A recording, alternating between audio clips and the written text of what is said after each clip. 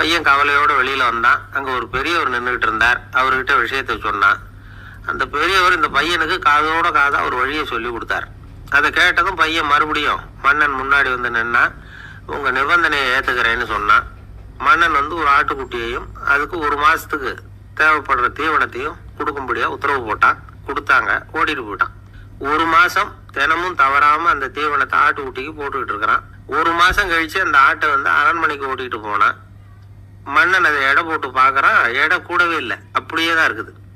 உடனே போட்ட நிபந்தனைப்படி அந்த இளைஞனை வந்து விடுதலை பண்ணிவிட்டான். சரி, ஆட்டுக்கு எடை கூடாம இருக்கிறதுக்கு அந்த பெரியவர் சொல்லி கொடுத்த யோசனை என்ன அப்படின்னா, அது வேற ஒண்ணும் இல்லை. அந்த ஆட்டுக்கு எதிரில் அது கண்ணுல படுற மாதிரி ஒரு ஓநாயை கட்டி போட சொன்னார். அவ்வளவுதான். ஆட்டுக்கு ஓநாய்ங்கிறது பிறவி பகை.